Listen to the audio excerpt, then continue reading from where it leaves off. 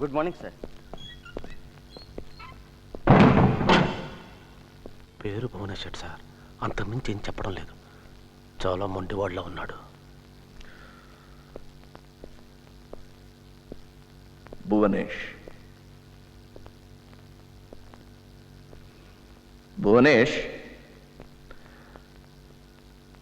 నీ అసలు పేరు భువనేష్ కదా? సార్కి సమాధానం చెప్పు. నువ్వెక్కడ వాడివి? భువనేష్. ఈ ప్రాంతంలో అలాంటి పేరు వినిపించదే. త్వరగారికి జావో చెప్పమంట సార్. ఓకే, అందాక నీ పేరు భువనేష్ అనుకుందాం. చూడు భువనేష్, నువ్వు ఇక్కడి నుంచి బయటపడలేవు. ఎందుకంటే కోర్టు, బెయిలు అవన్నీ లేవు.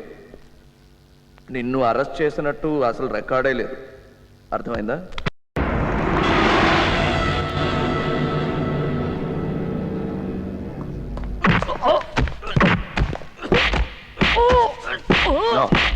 ప్రసాద్,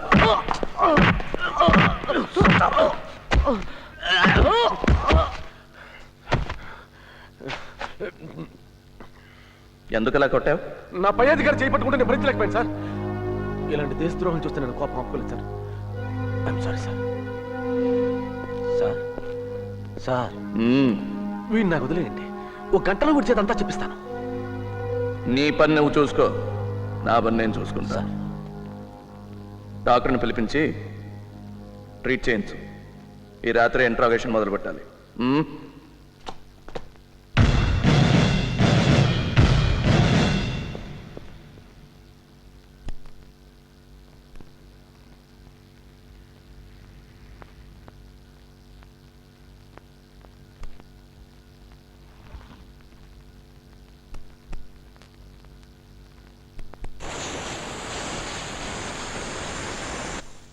బ్యాండేజ్ అక్కర్లేదు, ఇలాగే మానిపోతుంది.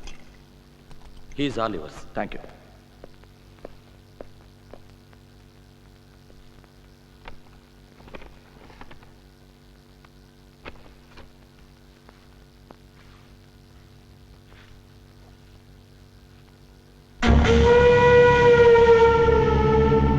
నిన్ను చూస్తే ఇలా రక్త తర్పణ ఇచ్చేవాళ్ళ అనిపించడం లేదే.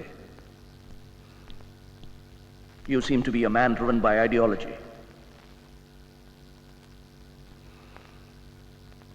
నీ సిద్ధాంతాలే నిన్ను ఇక్కడికి తోసాయి అంటున్నాను. ఓ, ఐఎమ్ సారీ. చదువు రాని వాడికి తర్జుమా చేసినట్టు తెలుగులో చెప్పాలని నా ఉద్దేశం కాదు.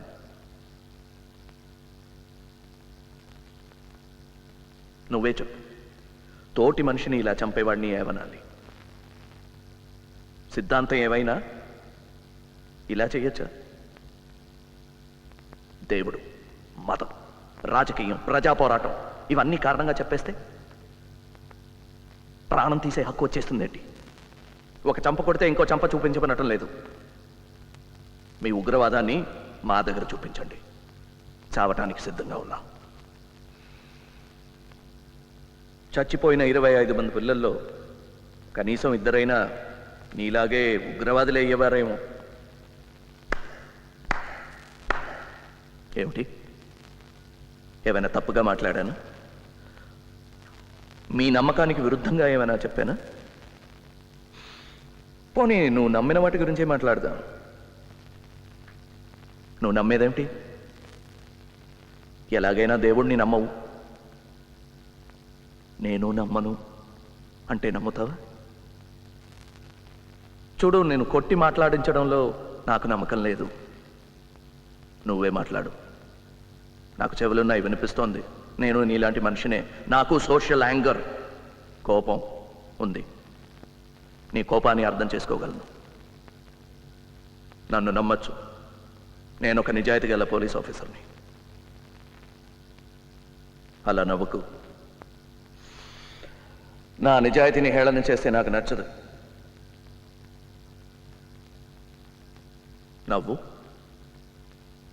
ఇప్పుడు నవ్వుతావు, తర్వాత ఏడుస్తావు, ఆ తర్వాత మాట్లాడతావు. ఇంకాస్త నొక్కితే నిజం కూడా మాట్లాడతావు. నాకు టైం, ఓర్పు రెండూ ఉన్నాయి.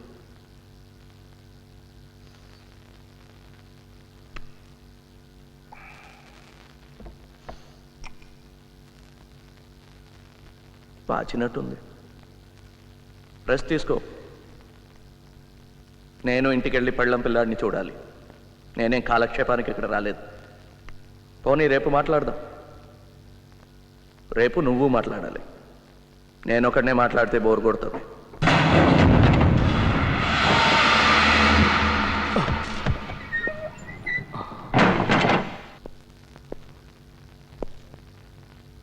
జరిగిన దానికి తమరు నన్ను క్షమించాలి. ఆ డీసీపీ ఆది గురించి చెప్పడం మర్చిపోయాను. వాడు చెడ్డ డేంజర్ మనిషి. తమర్ని వాడి చేతిలోని తప్పించడం కోసమే నేను మీ చేయి చేసుకోవాల్సి వచ్చింది. వాడి మాటలు మోసపోకండి. ఎందరినో ఇలాగే బోల్తా కొట్టించాడు. జాగ్రత్త. అయినా నేనున్నాను కదా. ధనుష్ ధనుష్ ఎవరు? ధనుష్ ధనుష్ నాకు తెలియదు సార్. అయితే తెలుసుకో ఎవరో ఆ Dhanush. Dhanush get out and find out.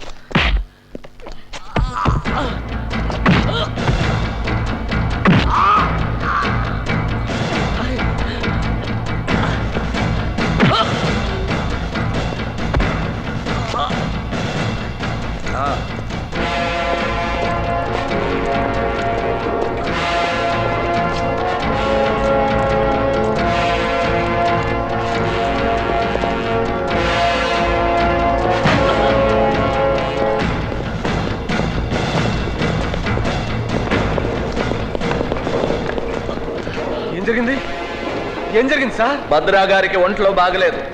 హాస్పిటల్కి తీసుకెళ్తున్నా. అది అది ఎవరైనా అడిగితే ఎవరు responsible sir? They are responsible. I am responsible. Any questions?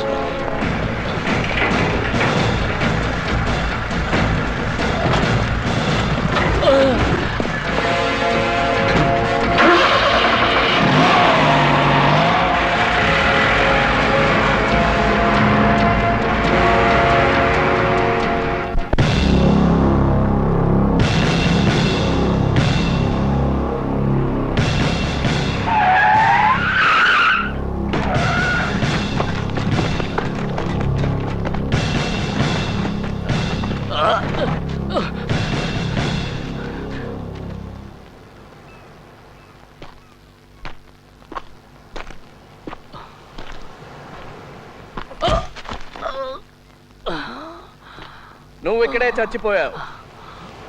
హాస్పిటల్కి వెళ్లే దారిలో తప్పించుకోవడానికి ప్రయత్నించావు. షూట్ చేశాను, చచ్చిపోయావు. ఎన్కౌంటర్.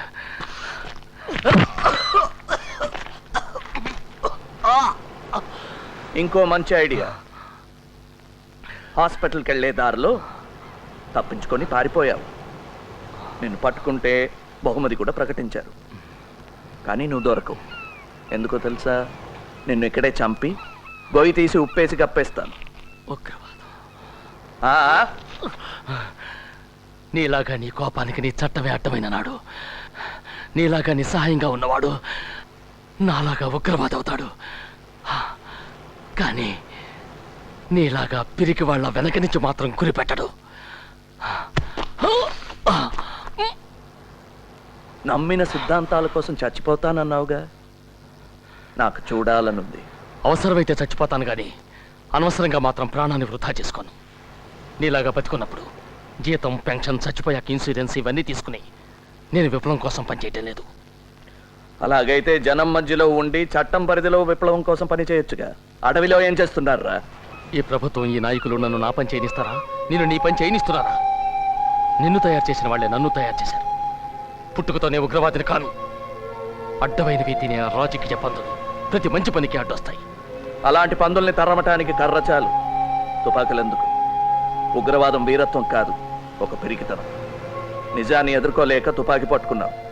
తుపాకులతో శాంతి సాధించలేవు, ప్రజాసేవ చెయ్యను లేవు. మరి నువ్వెందుకు తుపాకీ పెట్టుకున్నావు?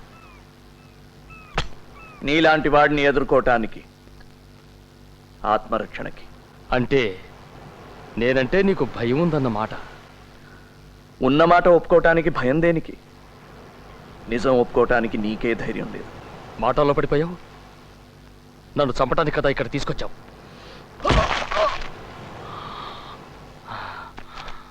నీకెంత కోపం వచ్చినా నన్ను చంపలేవు. ఆహా. అలాగా? నేను కావాలంటే నిన్ను నిర్దాక్షిణ్యంగా చంపగలను. నీ చుట్టూ ఉన్న నీ నియమాలు, నిబంధనలు, నీ చట్టం నువ్వు చేద్దామనుకున్నవేవి చెయ్యనియవు. నువ్వు నన్ను చంపితే నీ మధ్యతరగతి మనస్తత్వం నిన్ను చంపుకు తింటుంది. నన్ను ఇలా చంపితే నీ నిజాయితీ దెబ్బతింటుంది. నీ నిజాయితీకి దెబ్బ కొడితే నేను గెలిచినట్టే. I am honoured.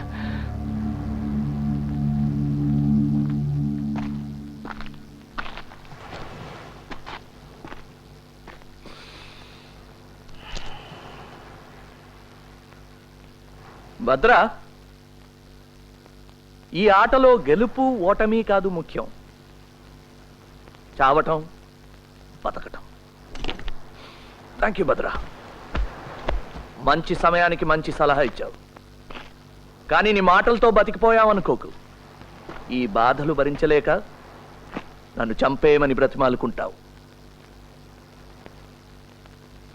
ధైర్యం అంటే ఏంటో తెలుసా? భయాన్ని దాచుకోవడం. నీ కళ్ళల్లో భయం నేను చూశాను. మెల్లిగా నీలో భయాన్ని నీకే పరిచయం చేస్తాను.